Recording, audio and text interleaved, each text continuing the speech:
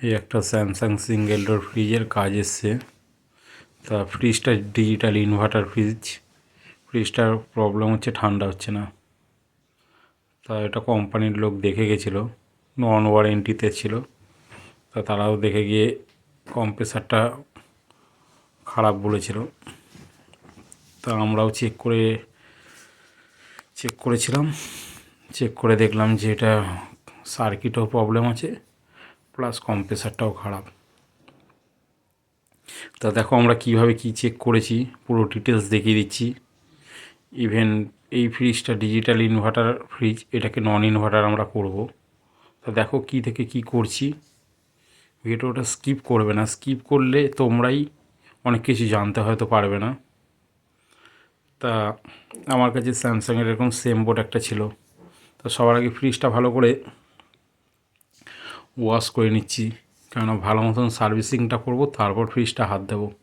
কারণ ফ্রিজের ভেতর বাইরে একদম নোংরা ভর্তি ছিল, যার কারণে একদম ভালোভাবে পরিষ্কার করিয়ে নিচ্ছি। নিট অ্যান্ড ক্লিন থাকবে ফ্রিজের ভেতর বাইরে, তখন দেখবে টেকনিক্যালি কাজ করতেও ভালো লাগে। কেননা ভেতরে ফ্রেমগুলো খুলতে হবে, পার্ট বাই পার্ট সব রকম সব কিছু তোমাদেরকে দেখানোর জন্যই এইভাবে কাজ করছি। তবে এই ফ্রিজ সার্ভিসিংটা তোমাদেরকে না দেখালেও হতো, কিন্তু উপায় ছিল না। যখন আমরা করছি পুরোটাই ভালো মতন দেখিয়েও দিই। কারণ অনেক সময় হয় কি, যারা নতুন আছো তারা হয়তো ভাবতে পারো ফ্রিজের ভেতরের এই জায়গায় জল লাগলে ক্ষতি ওই জায়গায়। তবে ফ্রিজের ভেতর কোথাও জল লাগলে সেরকম সমস্যার কোনো ব্যাপার না, তবে সঙ্গে সঙ্গে লাইনটা দেবে না, তাহলেই হবে। আমাদের অলরেডি ভেতরটা হয়ে গেছে, এবার বাইরের দিকটা বডিটা ওয়াশ করে নিচ্ছি। আর এই ফ্রিজের ওপরে লাইট সুইচ,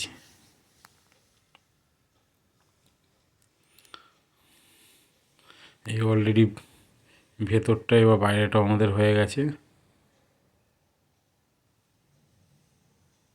এবারে ফ্রিজের বাটিটা আমরা খুলে নিচ্ছি। আর এই যে ফ্রিজের সার্কিট বোর্ডটা আমরা খুলছি, এই সেম সার্কিট বোর্ড আমার কাছে একটা আছে, ওইটা দিয়ে আমি একবার চালিয়ে চেক করে নেবো। তবে দেখো এই সার্কিট বোর্ডটা দেখো কীরকম হারে পুড়ে গেছে।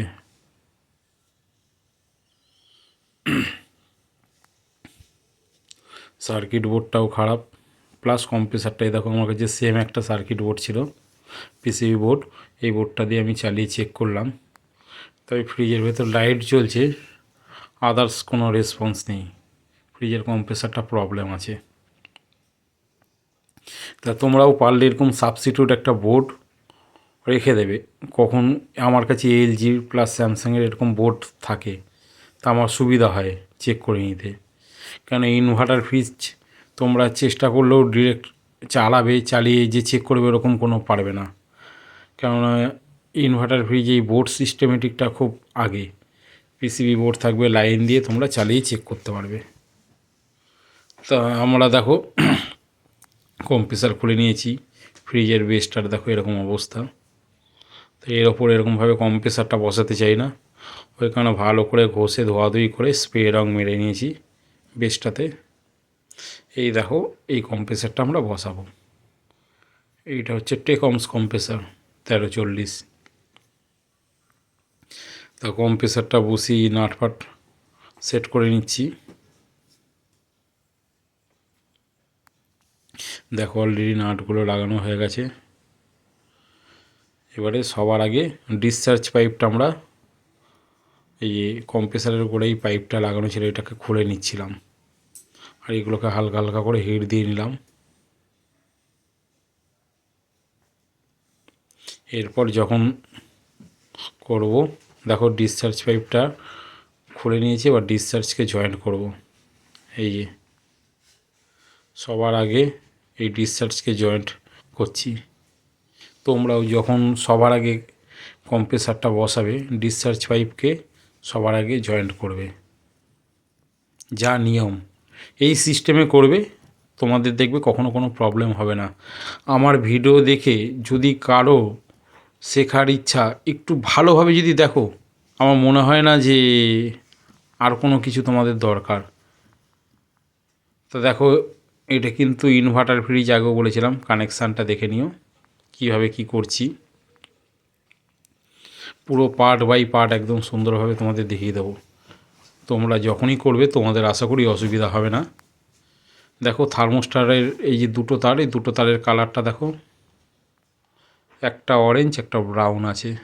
তো দেখো আমি মেন কটের ফ্রেজের সঙ্গে একটা ব্রাউন জয়েন্ট করলাম, আর এই দেখো অরেঞ্জটায় দেখো টেস্টার দিয়ে ঠাকাচ্ছি, লাইন চলে আসছে। তো এটা আমি ডিরেক্ট রিলেতে লাগাবো। আর এইটা হচ্ছে নিউট্রাল, এইটা হচ্ছে আমি ওভারলোডে লাগাবো। তো আমাদের থার্মোস্টার কানেকশান হয়ে গেছে। এবার দেখো লাইটটা আগে দেখে নিয়েছি, এই যে দুটো তার, এই দুটো তার হবে লাইটের। এই তার দুটো একটা ফেজে একটা নিউট্রালে লাগিয়ে দিলেই হয়ে যাবে। সিঙ্গেল ডোর ফ্রিজ ইনভার্টারকে নন ইনভার্টার করা এমন কোনো ব্যাপার না, খুব সহজ, খুব সহজ। চারটে তার থাকবে, চারটে তারের মধ্যে দুটো তার হচ্ছে থার্মোস্টারের, একটা ইনপুট একটা আউটপুট। একটা তারের ডিরেক্ট ফেসটা লাগাবে, আর একটা ফেস নামবে, যেইটা নামবে সেটা রিলেতে লাগিয়ে দেবে, ঠিক আছে। আর মেন কর্ড থেকে যে কালো তারটা ওইটা ডিরেক্ট নিউট্রাল ওভারলোডে লাগবে।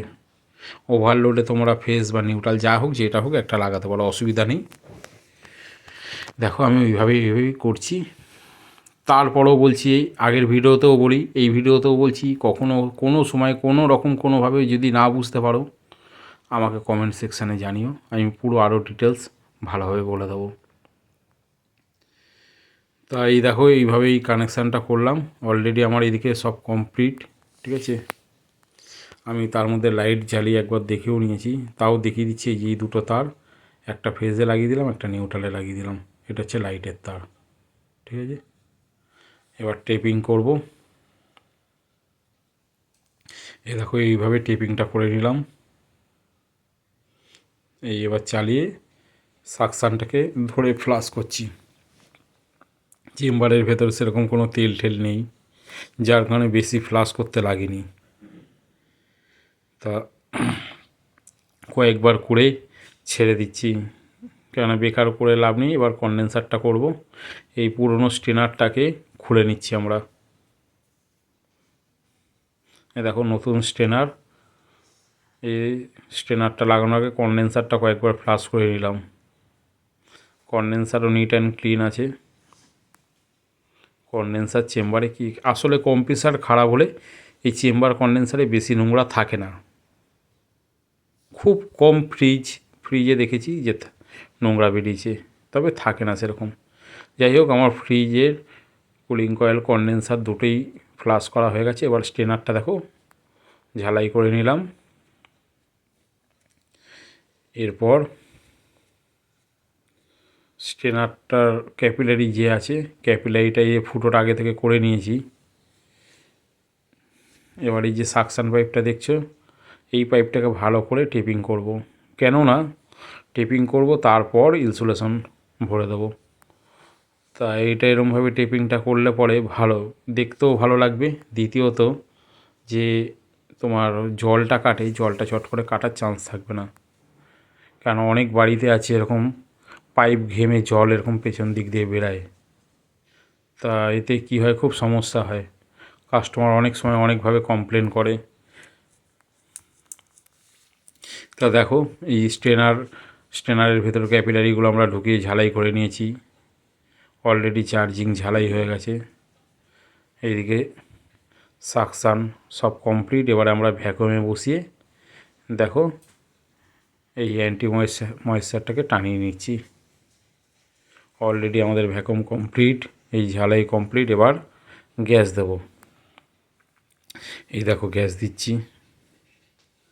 তবে লিক চেক করার দরকার পড়েনি বলে লিক চেক করলাম না, ঠিক আছে। তোমরা তা বলে এরকম করবে না, তোমরা প্রত্যেকটা সময় অল্প গ্যাস দিয়ে একটু লিক চেক করে নেবে। দেখো আমি গ্যাস দিয়ে এই থার্মোমিটার লাগিয়ে দিয়েছি। যেহেতু এটা আমার ওয়ার্কশপে হচ্ছে, আমি টাইম নিয়ে আমি ধীরে সুস্থে করতে পারি। দেখো কীভাবে টেম্পারেচার নামছে।